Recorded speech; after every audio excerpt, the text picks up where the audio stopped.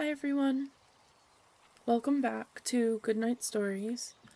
My name is Lyra, and I will be your guide into whatever book we decide to read tonight. From young readers to young adult novels, my hope is to give you a comfortable space to listen to a story. So, sit back, relax, grab a cup of tea. Tonight we jump back into Erin Hunter's The Darkest Hour, the sixth and final book of the original Warrior series. Chapter 7. A raw, damp cold pushed its way through Firestar's fur as he padded through tall pines. The sky was heavy with gray clouds, and seemed undecided between sending rain or snow onto the forest.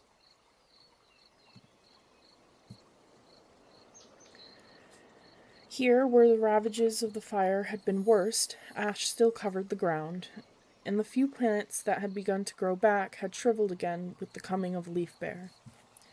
It was the day after his announcement to the clan, and Firestar had left his new deputy in charge of the camp while he patrolled the border alone.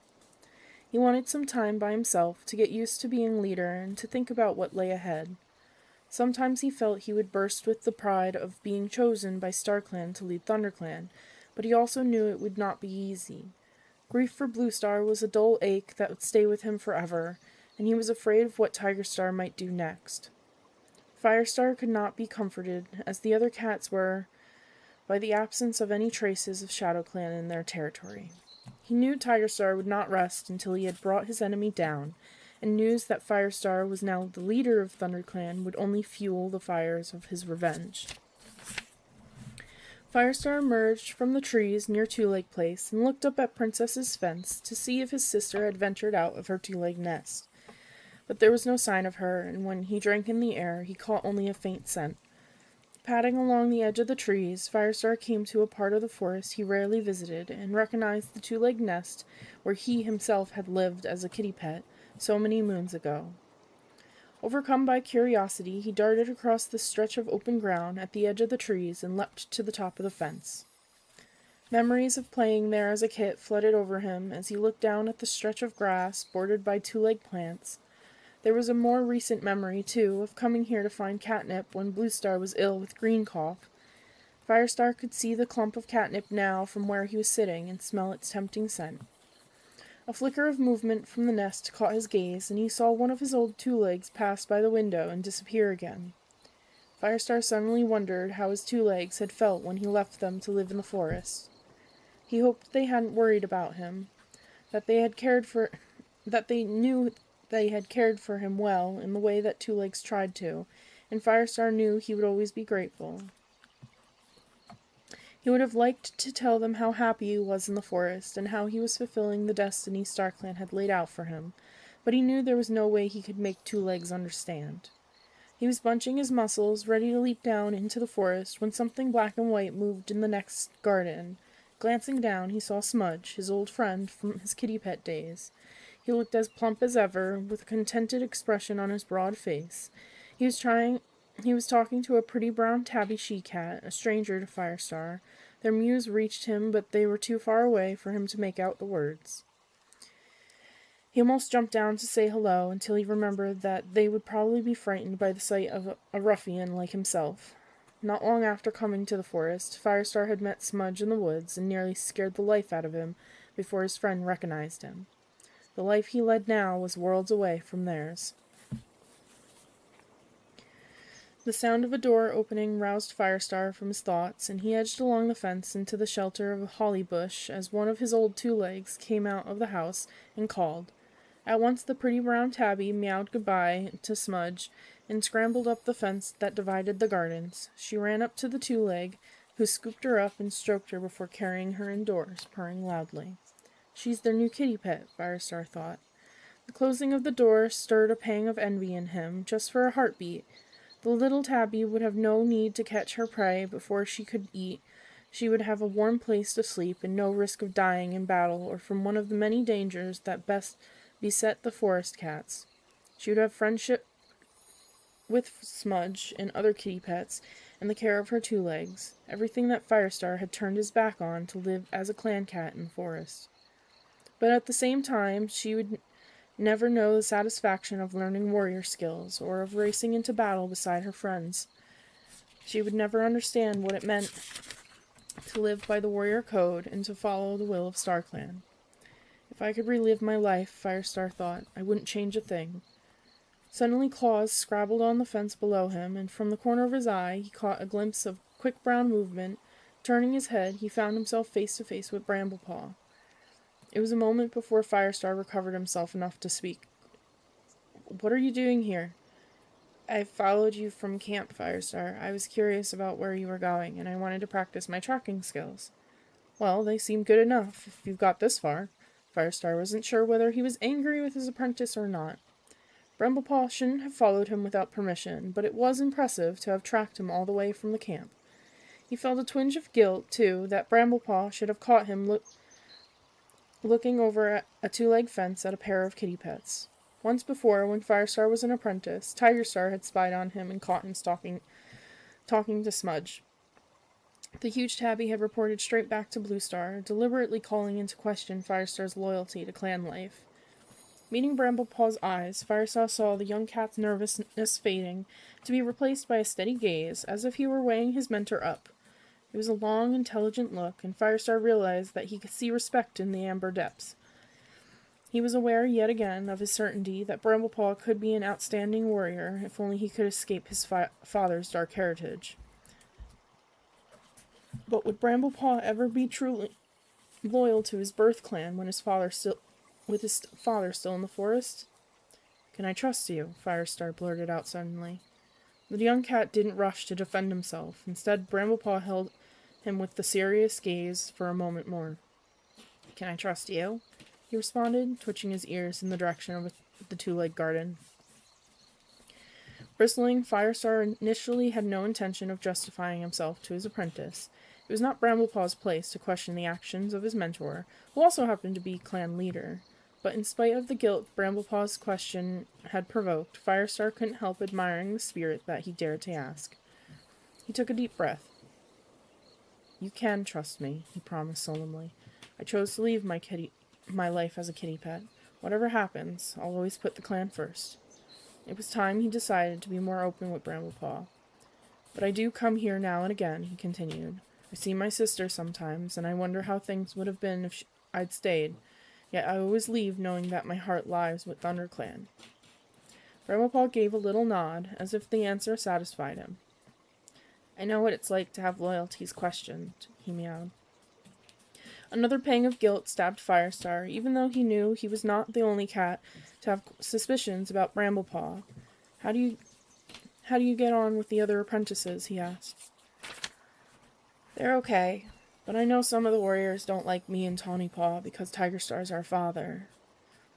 The words were spoken with such understanding that Firestar was even more ashamed of himself. We're more alike than I ever realized, Firestar thought, constantly having to prove our loyalties by fighting twice as hard, defending ourselves twice as much to our enemies and to our clanmates. Can you cope with that? He meowed cautiously. Bramblepaw blinked.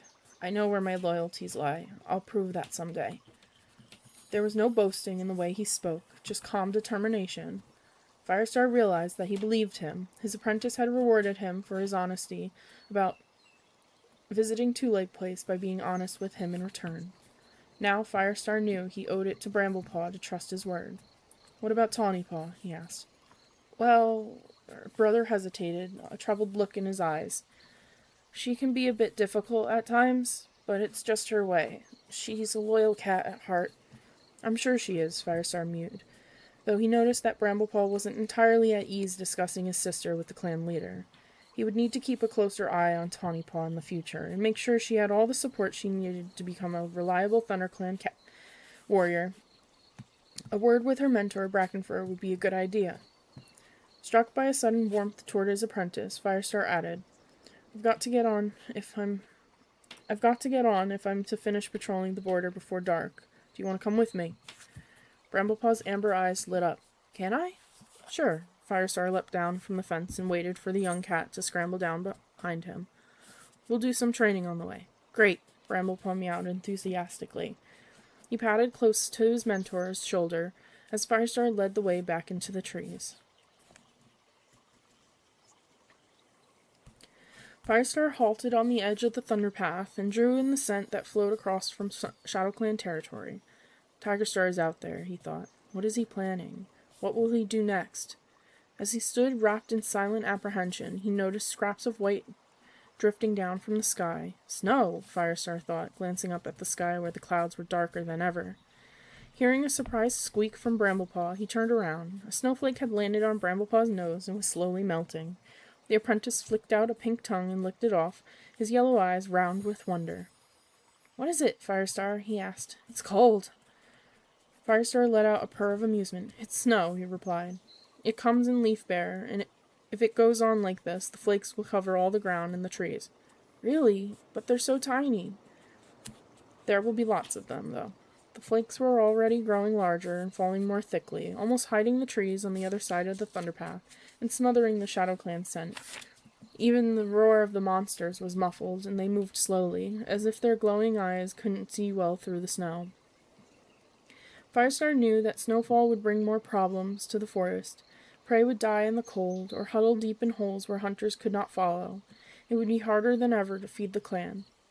His apprentice was watching the falling flakes with wide eyes. Firestar saw him reach out one paw attentively to dab at one of them. A heartbeat later, he was leaping and whirling with high-pitched mews of excitement, as if he were trying to catch every single flake before it reached the ground. Firestar was surprised by a rush of affection. It was good to see the young cat playing like a kid again. Surely the dark-hearted Tigerstar had never chased snowflakes just for the joy of it. Or if he had, when had he lost the joy and begun to care only for his own power? There was no answer to that question, and Firestar knew that for Tigerstar, just as much as for himself, there was no going back. Their paws were firmly on the path StarClan had decided they should follow, and sooner or later the two leaders must meet to decide who should remain in the forest.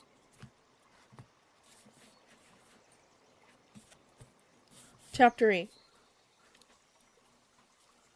The snow had stopped by the time Firestar and Bramblepaw returned to the camp. The clouds had cleared away, and the setting sun cast long blue shadows over the thin coating of white that powdered the ground. Both cats were carrying fresh kill. Firestar had watched his apprentice's hunting skills and been impressed by the young cat's concentration and skillful stalking.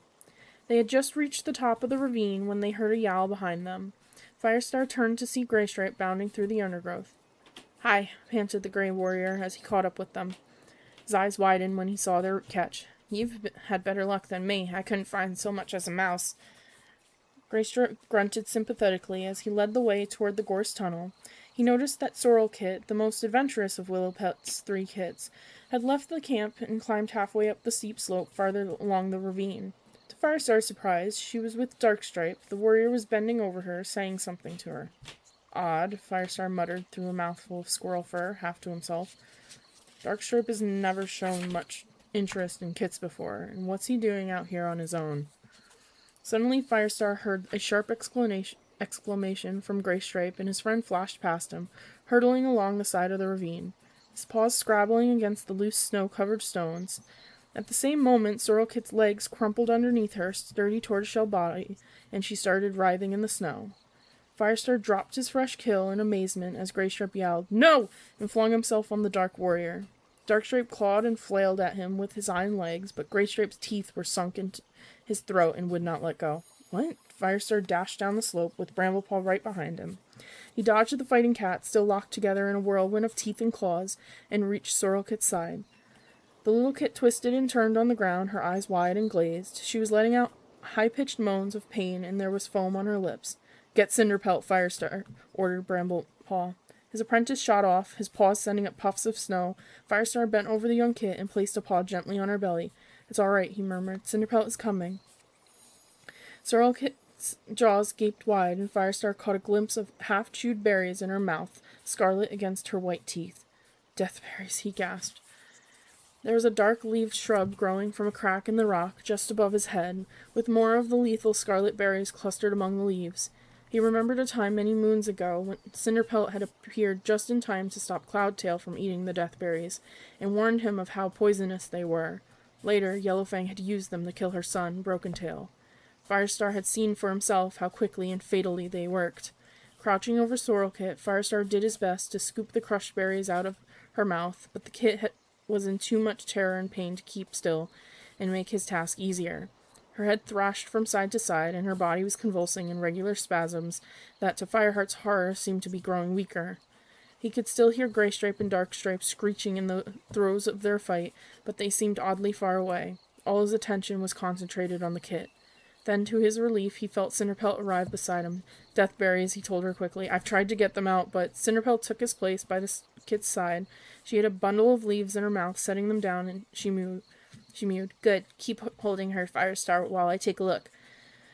With two of them to help, and the kit's struggles definitely growing weaker, Cinderpelt was soon able to paw out the remains of the deathberries.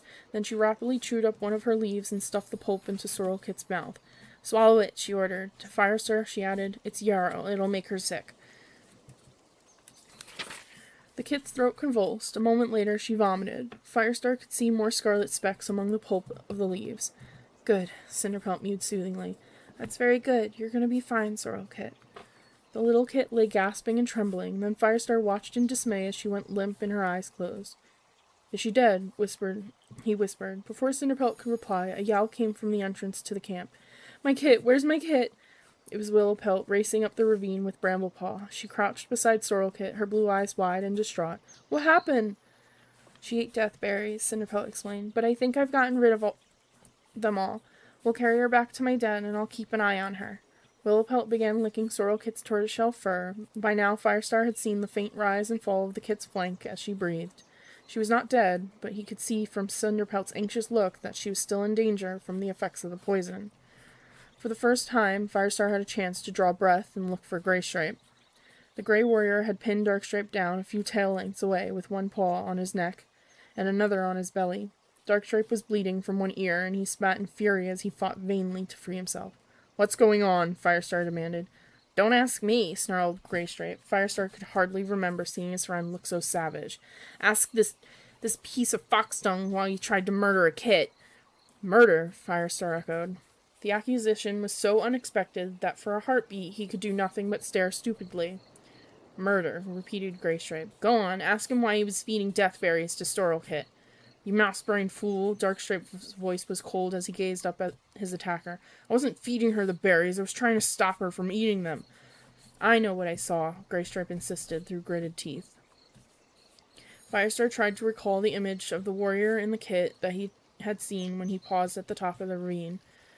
Let him get up, he meowed reluctantly to his friend. Darkstripe, tell me what happened. The warrior rose and shook himself. Firestar could see the bare patches on his flank where Graystripe had clawed out lumps of fur. I was coming back to camp, he began. I found the stupid kit stuffing herself with deathberries, and I was trying to stop her when this idiot jumped on me. He stared resentfully at Graystripe. Why would I want to murder a kit?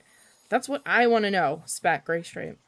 Of course we know who the noble Firestar will believe, Darkstripe sneered. There's no use expecting justice in ThunderClan these days. The accusation stung Firestar, all the more so because he recognized that there was a core truth in it. He would take Graystripe's word over Darkstripe's any day, but he had to be absolutely certain that his friend wasn't making a mistake. I don't have to decide now, Firestar meowed. As soon as Sorrel-Kit wakes up, she'll be able to tell us what happened. As he spoke, he thought he saw a flicker of unease in Darkstripe's eyes, but it was gone so quickly he could not be sure. The Dark Warrior twitched his ears contemptuously. Fine, he meowed. Then you'll see which of us is telling the truth. He stalked off toward the camp entrance with tail held high. I did see it, Firestar, Graystripe assured him, his sides heaving from the fight. I can't understand why he'd want to hurt Sorrel-Kit, but I'm quite sure that's what he was doing. Firestar sighed. I believe you, but we have to let every cat see that justice is done. I can't punish Darkstripe until Sorrel-Kit tells us what happened. If she ever does, he added silently to himself. He watched Cinderpelt and Willowpelt gently pick up the kit and carry her toward the gorse tunnel. Sorrel-Kit's head lolled limply, and her tail brushed the ground. Firestar's belly clenched as he remembered the kit bouncing around the camp. If Darkstripe had really tried to kill her, he would pay. Graystripe, he murmured, go at Cinderpelt. I want you or another warrior on guard in her den until Sorrel-Kit wakes up. Ask Sandstorm and Goldenflower if they'll help. I don't want anything else to happen to Sorrel Kit before she's fit to talk." Graystripe's eyes gleamed with understanding. "Okay, Firestar," he meowed. "I'm on my way." Bounded down the slope and caught up with the other cats as they disappeared into the tunnel. Firestar was left in the ravine with Bramblepaw. "I've left a squirrel up there," he meowed to his apprentice, jerking his head toward the top of the ravine. "Could you collect it for me, please? And then you can rest and eat. You've had a long day." "Thanks," Bramblepaw mewed. He took a few steps up the ravine and glanced back. "Sorrel Kit will be okay, won't she?" Firestar let out a long breath. "I don't know, Bramblepaw," he admitted. "I just don't know."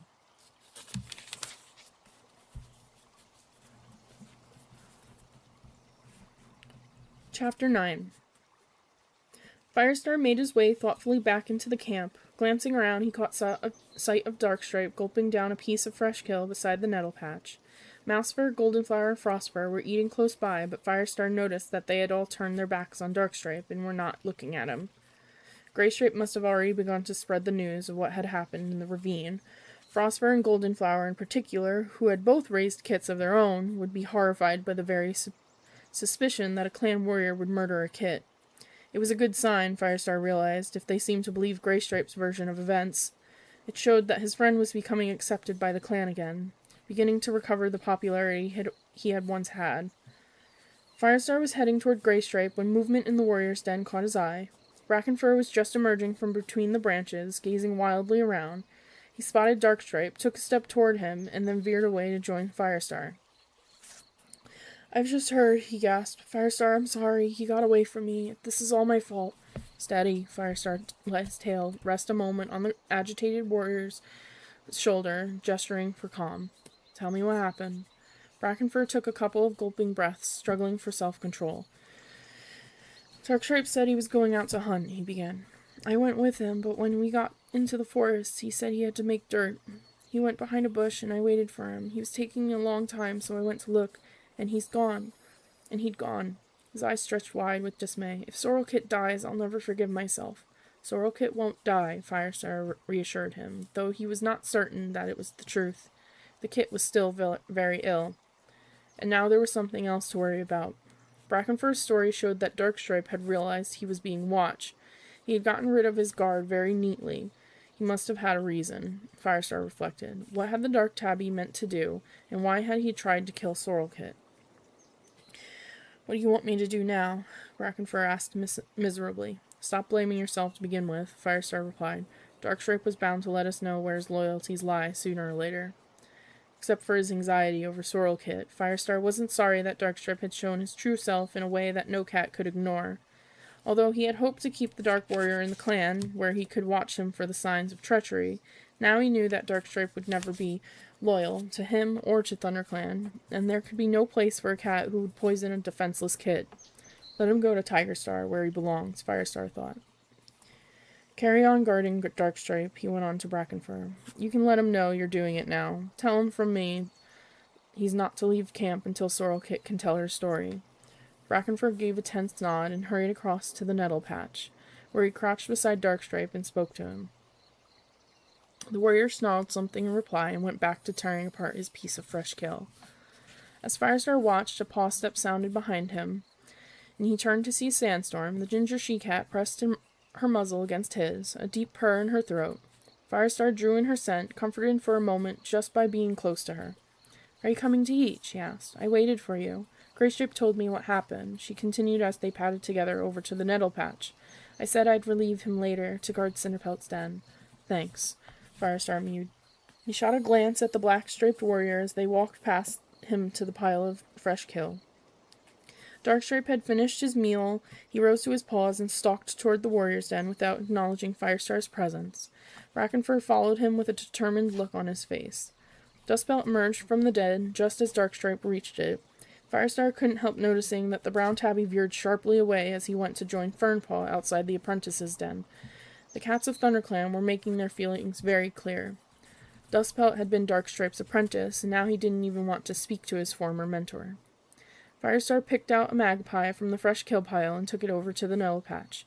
"Hey, Firestar," meowed Mousefur as he approached. "Thornpaw said you were going to have a word with me about his warrior ceremony. It's about time." It certainly is, Firestar agreed. Bluestar's refusal to make the 3 oldest apprentices into warriors had led to Swiftpaw's death and Lostface's injuries, and there wouldn't be a cat in the clan who didn't remember that when Thornpaw finally received his warrior name.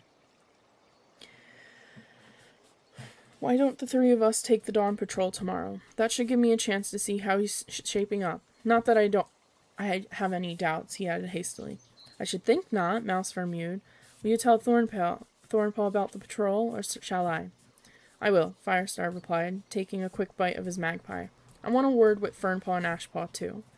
When he and Sandstorm had finished eating, the ginger she-cat went off to Cinderpelt's den, while Firestar padded over toward the tree stump where the apprentices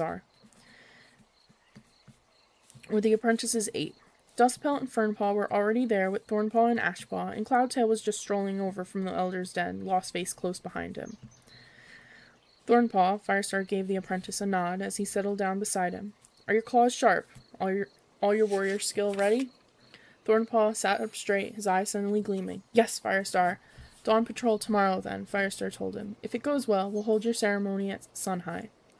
Thornpaw's ears quivered with anticipation, but then the lights in his eyes slowly died, and he looked away. What's the matter? Firestar asked. Swiftpaw and Lostface, Thornpaw spoke in a low voice, with a flick of the tail toward the injured she-cat. They should both be with me. I know, Firestar closed his eyes briefly at the memory of so much pain. But you mustn't let that spoil it for you. You've deserved this for moons. I will be with you, Thornpaw, Lostface spoke up from where she was sitting beside Cloudtail. I'll be the first cat to call you by your new name. Thanks, Lostface, Thornpaw mewed with a grateful dip of his head. And while we're on the subject of names, Cloudtail broke in, what about hers? He tilted his head toward Lostface. He always refused to use the cruel name Bluestar had bestowed on the injured cat. What about getting it changed? Can you change a warrior's name? Firestar asked. It's given in the sight of StarClan. Cloudtail let out a sigh of exasperation. I never thought I'd call my clan leader a Mousebrain, but honestly, do you think One Eye or Halftail started off with those names? They had other warrior names first. You can be sure of that.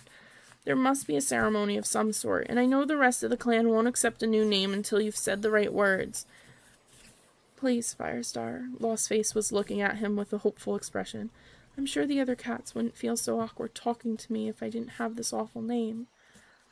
Of course, Firestar felt a stir of distress that he hadn't noticed the burden the young cat was carrying. I'll talk to the elders right away. One Eye is bound to know what to do. He rose to his paws and suddenly remembered what else he had meant to say.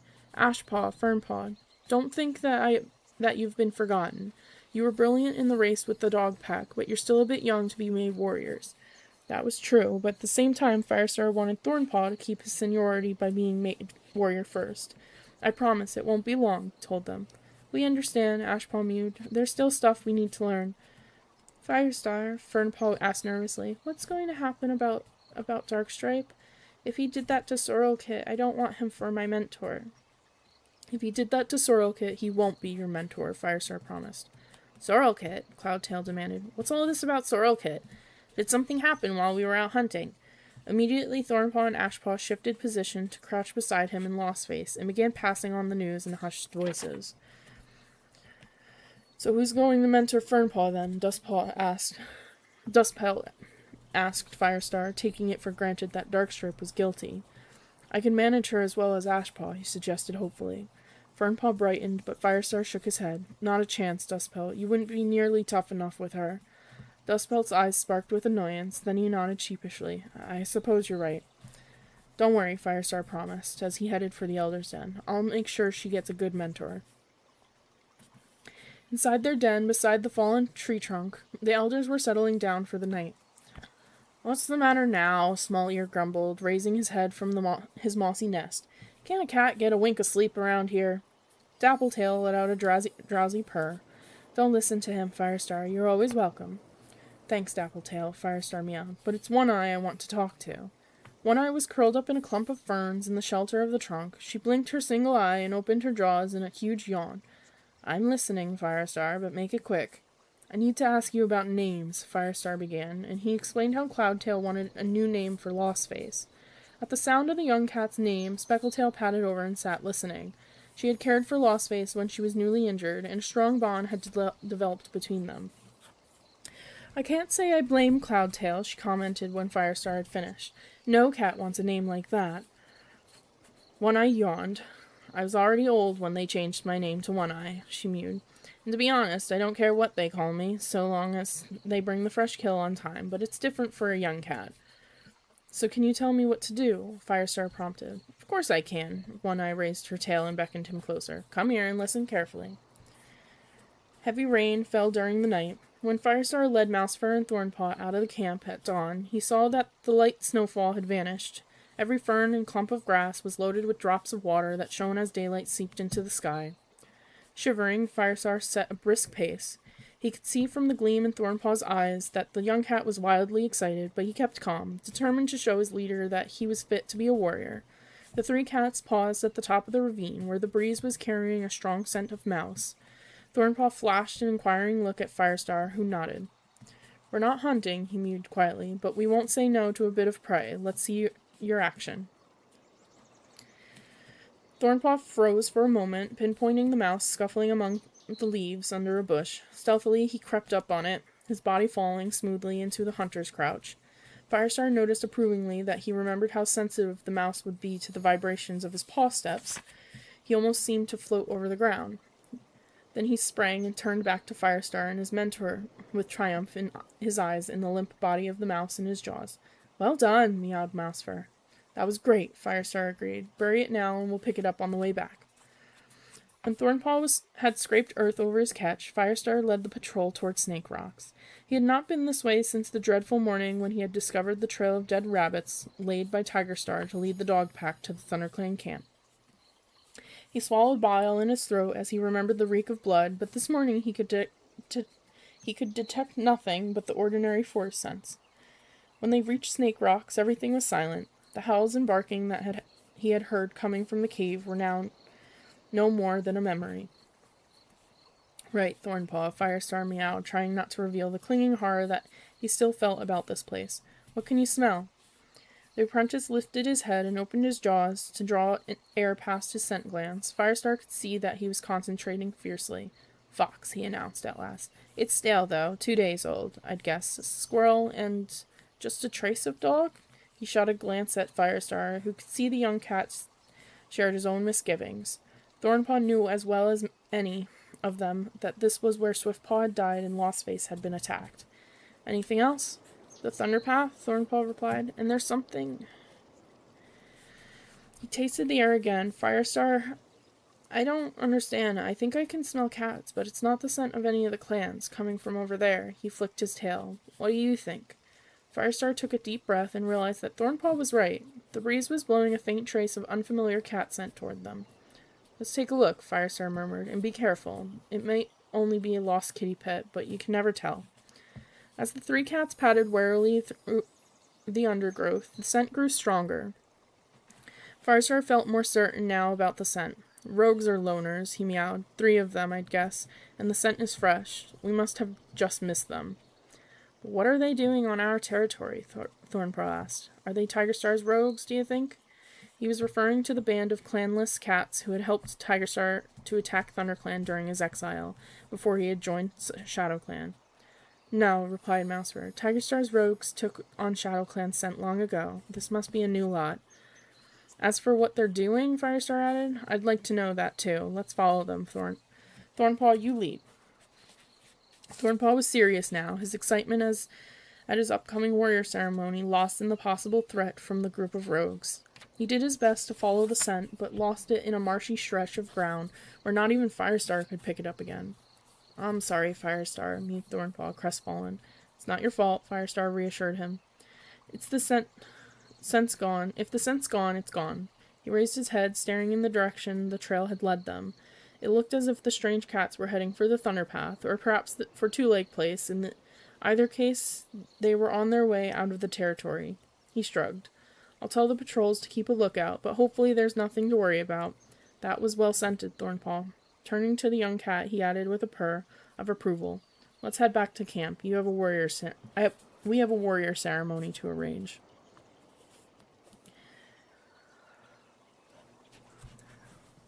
Let all the cats old enough to catch their own prey join here beneath the high rock for a clan meeting." Almost at once Firestar saw Thornpaw approaching from the apprentice's den with Mousefur beside him. Both cats had groomed themselves for the ceremony. Thornpaw's golden brown fur shone in the gray light of Leaf Bear, and he looked as if he would burst with pride. As he waited for the rest of the clan to emerge, Firestar spotted Cinderpelt coming from her den. Graystripe was with her, and the two cats had their heads together, talking in low voices. Firestar wondered how Sorrel-Kit was getting on. He had briefly looked into the medicine cat's den before he left with the dawn patrol. The kit had been sleeping then, and Cinderpelt had still not been prepared to say whether she thought the poison was out of her system. Firestar decided to check on Sorrel-Kit again as soon as the ceremony was over. He could not help noticing Darkstripe emerging from the warrior's den with Brackenfur right behind him. When they sat down in front of the high rock, a space cleared itself all around them. None of the other cats wanted to be anywhere near Darkstripe.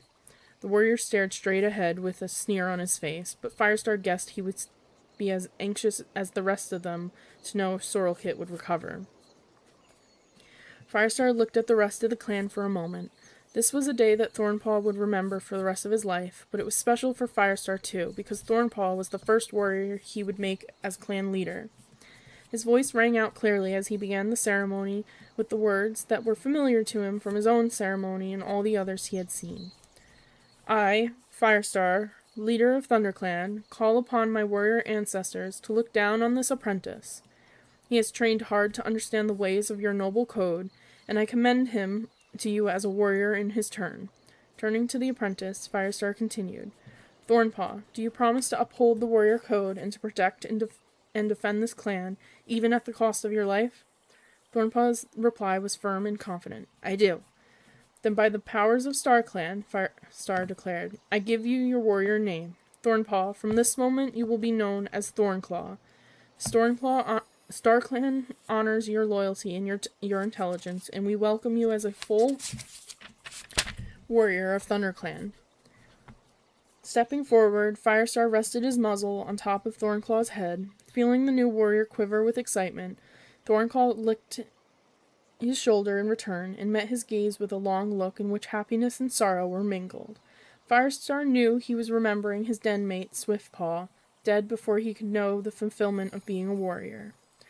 As Thornclaw stepped back to join the warriors, Lostface slipped over to him. "Thornclaw," she purred, swiping her tongue over his ear. She had kept her promise to be the first cat to greet him with his new warrior name, and her voice held warmth and pride in its achievement. Cloudtail pressed up behind her, greeting Thornclaw in his turn, and flashed a questioning look at Firestar. Firestar gave him a nod. For a few moments he allowed the clan to welcome the new warrior by chanting his name, and then he signaled with his tail for silence. When the cats had settled down, he meowed. "Before you go, I've something more to say. First, I want to honor the apprentice who should have been here, receiving his warrior name along with Thornclaw. You all know how Swiftpaw met his death trying to hunt down the dog pack who threatened us. His clan will always remember that." There was a murmur of agreement from the assembled cats. Firestar glanced at Longtail, who had been the dead apprentice's mentor, and saw a look of pride and grief cross his face. "In addition," Firestar continued, "I want to give thanks from the clan to Fernpaw and Ashpaw. They showed the bravery of warriors in the race against the dogs, and although they are still too young to receive their warrior names, we honor them." Fernpaw, Ashpaw, the two apprentices looked overwhelmed to hear themselves praised by their clanmates, and Dustpelt's eyes shone with delight. Only Darkstripe, Fernpaw's mentor, remained silent, staring coldly in front of him without even turning to look at his apprentice. Firestar waited until the noise died down. "There's one more ceremony to perform." He flicked his tail to beckon Lostface out of the crowd. Nervously, she stepped forward to stand in front of him. Cloudtail followed her, remaining a tail length away.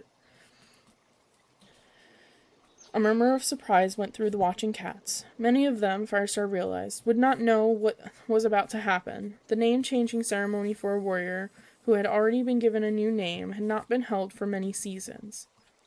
Remembering what One-Eye had told him, he began to speak. "Spirits of StarClan, you know every cat by name. I ask you now to take away the name from the cat you see before you, for it no longer stands for what she is. He paused and saw the young ginger and white she-cat shiver as she waited, nameless, before StarClan. Firestar hoped she would like the name he had chosen for her. He had thought hard before he was sure he had gotten it right. By my authority as clan leader, Firestar announced, and with the approval of our warrior ancestors, I give this cat a new name. From this moment, she will be known as Bright Heart. For though her body has been gravely injured, we honor her brave spirit in the light that shines on within her. He stepped closer to the newly named Bright Heart, and as he had done in the warrior ceremony, rested his muzzle on her head. She responded like any newly named warrior by licking his shoulder. Bright Heart, the yowl rose from the assembled cats. Bright Heart had been popular when she was an apprentice, and the whole clan had grieved over her injuries. She would never be a warrior in the truest sense of the word, but there would always be a place for her in ThunderClan. Firestar led Bright Heart to where Cloudtail was waiting. "Well," he asked, "is that fair enough for you?" Cloudtail could barely reply. He was too busy pressing his muzzle against Bright Heart's and winding his tail with hers. "It's perfect, Firestar," he murmured. Bright Heart's good eye brimmed with happiness, and she was purring too hard to speak, but she blinked her gratitude at Firestar. She had carried the burden of Blue Star's anger against StarClan for too long, and even if she could never become a full warrior, she had a name to be proud of now. Firestar swallowed, his throat choked with emotion. It was moments like this that had made being a leader worthwhile. "Listen, Firestar," meowed Cloudtail after a moment. "Brightheart and I are going to train together. We're going to work on fighting techniques that she can manage with one eye and one ear. When she's able to fight again, can she leave the elders and come to live in the warrior's den with the rest of us?" Well, Firestar was uncertain. Brightheart could never be a full warrior because she couldn't hunt alone, and she would be at a serious disadvantage in a fight. But it was hard to resist her determination. Besides, Firestar wanted her to be able to defend herself and her clanmates as best she could. "You haven't got an apprentice yet, Cloudtail," he agreed, "so you do have the time to spend with Brightheart." "Does that mean we can train together?" Cloudtail urged. "Please, Firestar," meowed Brightheart. "I want to be some use to the clan." "All right," Firestar agreed. With a sudden thought, he added, "If you work out some new moves, we can teach them to the others. Brightheart isn't the first warrior to be injured like this, and she won't be the last." Cloudtail meowed agreement. The two young cats were moving away when Whitestorm, who had been Brightheart's mentor, came up to congratulate her. To Firestar, he added, "I looked in on Sorrelkit just before the ceremony. She was starting to wake up. Cinderpelt thinks she'll recover." "That's great news," Firestar purred. Whitestorm, he remembered, was Sorrelkit's father. "Do you think she's fit yet to tell us what happened?"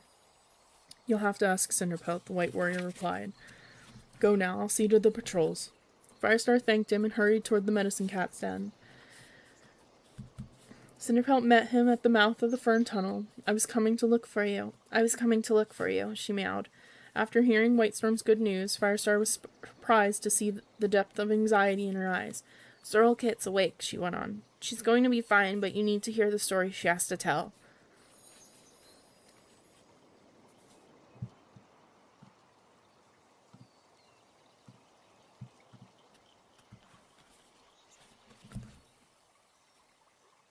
Chapter 10.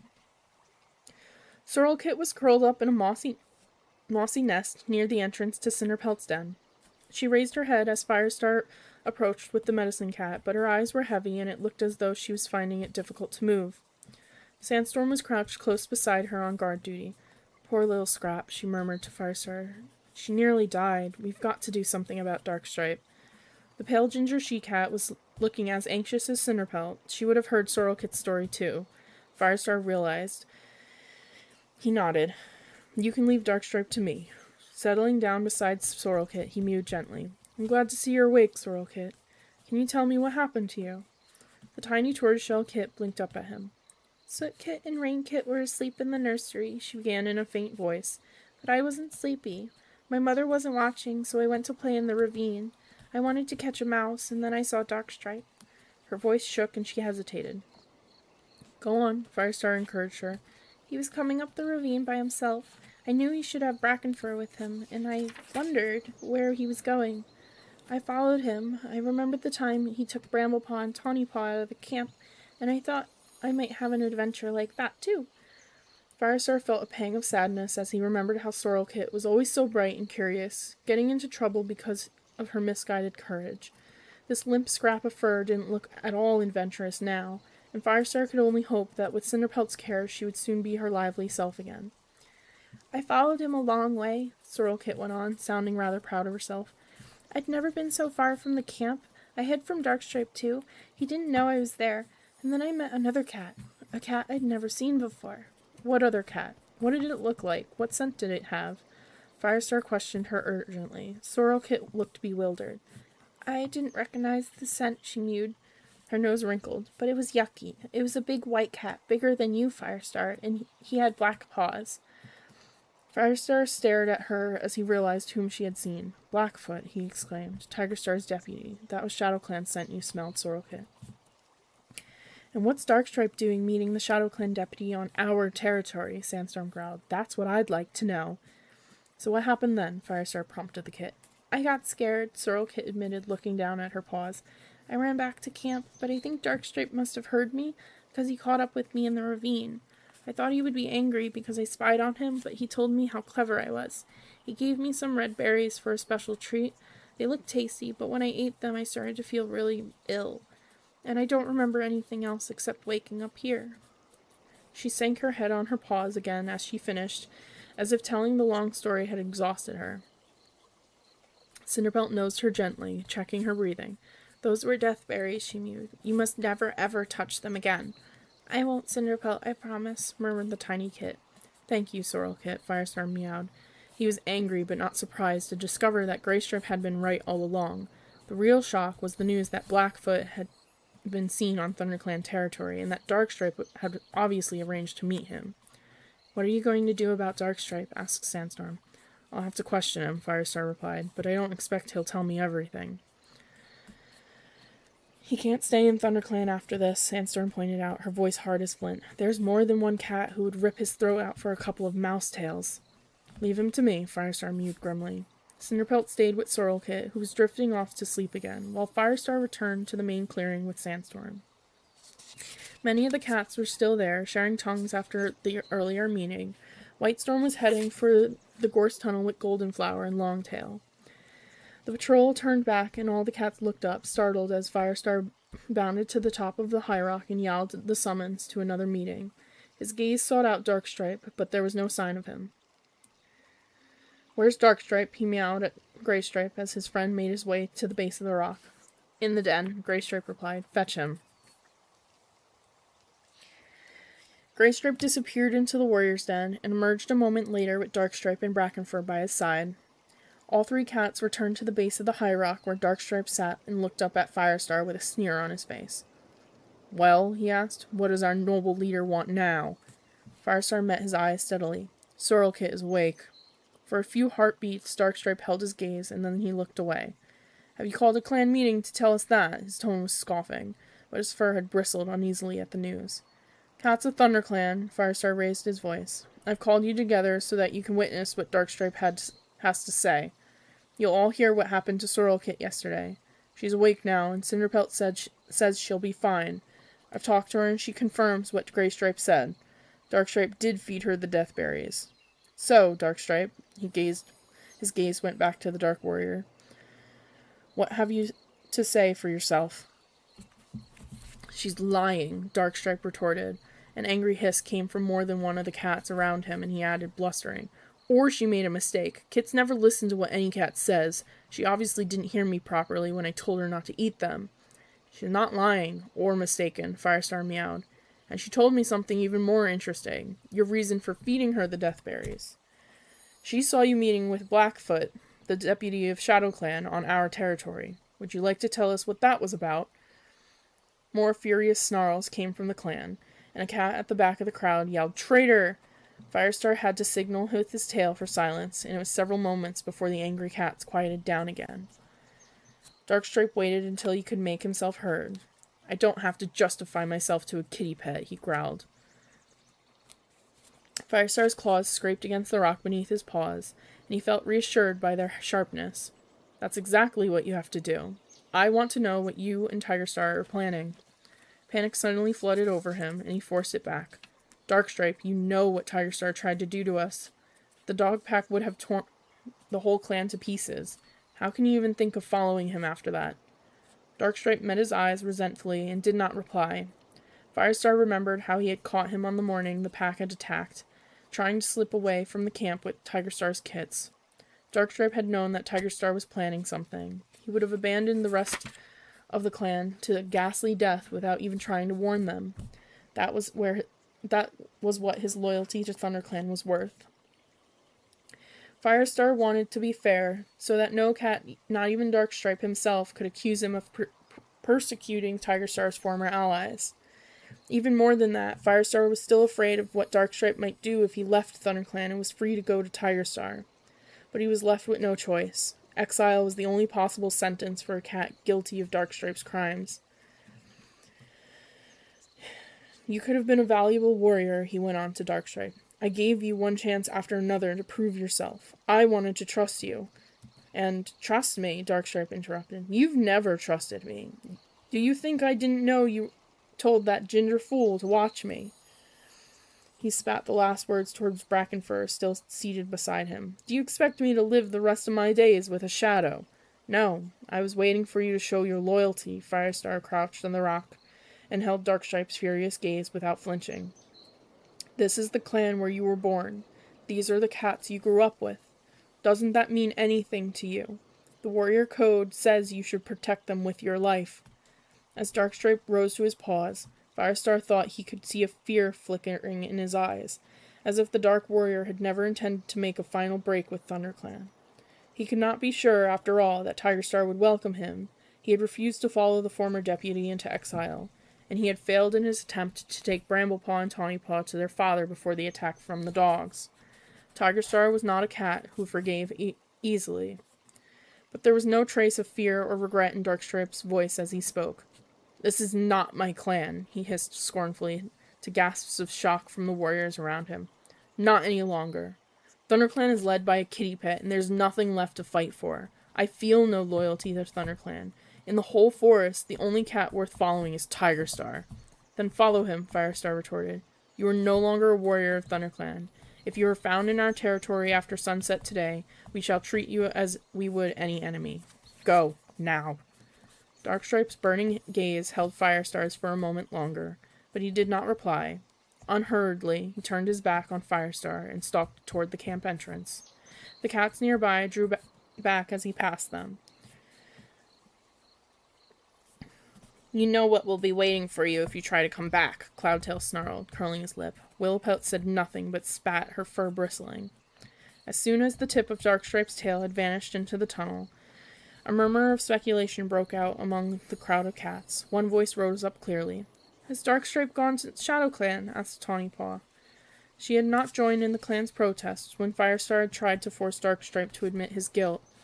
Instead, she watched everything in silent fascination, her eyes following the Dark Warrior every paw step of the way to the tunnel. She looked shocked and sickened, but there was something else in her expression that Firestar could not read. He froze as she asked the question. The apprentice knew that her father was the leader of ShadowClan. Did she understand the full extent of Darkstripe's treachery? I don't know, he admitted. Darkstripe can go where he likes. From now on, he is not a member of ThunderClan. Does that mean we can chase him out of the territory if we see him? Whitestorm called. Yes, it does, Firestar replied. Addressing all the cats, he added, if you sent him or any ShadowClan cats, tell me or Whitestorm, and that reminds me. This morning, Thornclaw scented rogue cats on our territory. Keep a lookout for them too, and report anything you find. Giving the orders helped him calm down. He could not help feeling the first creeping sensations of relief that at last he had Darkstripe out of his fur. There would be no more kitty pet taunts, no more worries about whether all the clan's business was being relayed straight to Tigerstar. Even though Firestar was worried about what Darkstripe would do now, there was more gain than lost in the Dark Warrior's departure. Yet still, Firestar could not help wishing that he could have earned his loyalty. Hey, Firestar, Dustpelt's voice startled him out of his thoughts. What about Fernpaw? She hasn't got a mentor. Thanks, Dustpelt. I'll deal with that right away. Fernpaw, come up to the rock, please. Fernpaw obeyed, leaving Dustpelt's side to step delicately around the cats in her way until she stood at the foot of the high rock. Firestar glanced around to make sure the warrior he wanted was present and hastily summoned the right words. Longtail, you were without an apprentice since Swiftpaw died. You were an excellent mentor to him, and I expect you to pass on your skills to Fernpaw for the rest of her apprenticeship. Longtail sprang to his paws, his eyes wide with surprise and gratitude. Firestar beckoned him with his tail, hoping that with Darkstripe gone, the last of the hostility between himself and Longtail could be buried.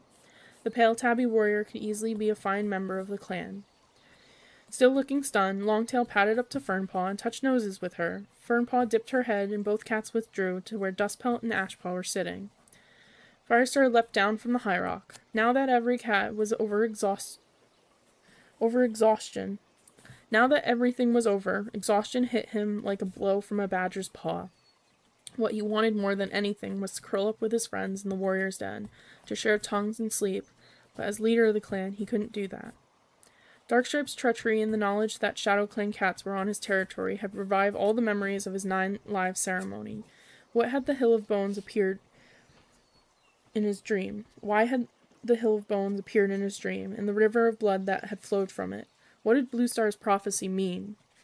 Desperate for answers, Firestar decided he would go to Cinderpelt's den to see if the medicine cat had received any guidance from StarClan. To his relief, Sandstorm was no longer on guard. He did not want the ginger she-cat to see him like this. Sorrelkit was asleep in her nest, and from the mouth of the split rock came faint sounds of Cinderpelt moving around inside. Firestar went closer and saw her rearranging the piles of healing herbs and berries that she kept there. Nearly at a juniper, she muttered, then saw Firestar. What's the matter? What's happened now? She limped out of the den and came up to him, nosing him anxiously as she smelled his fear scent. Firestar, what's wrong? Firestar shook his head to clear it of apprehension. It was a relief to go right back to the beginning and tell Cinderpelt about the dream that had come to him as he lay beside the moonstone. Cinderpelt sat beside him and listened in silence, her steady gaze never leaving his face. Bluestar told me 4 will become 2, lion and tiger will meet in battle, and blood will rule the forest, Firestar finished. And then blood oozed out of the Hill of Bones and started to fill the hollow. Blood everywhere. Cinderpelt, what does it all mean? I don't know, Cinderpelt confessed. StarClan have not shown me any of this. Just as they have the power to show me what will happen, so they can choose not to share it with me. I'm sorry, Firestar, but I'll keep thinking about it, and maybe something will happen to make it clearer soon. She pushed her nose against Firestar's fur to comfort him. Though Firestar was grateful for her sympathy, he could not forget the horror of his dream. What a dreadful fate lay in store for him. And if even Cinderpelt could not answer the question, what hope was there for ThunderClan?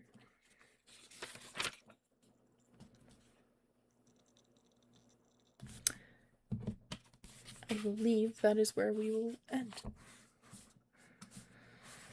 I hope everyone enjoyed listening, and I hope you have a good evening and a good night.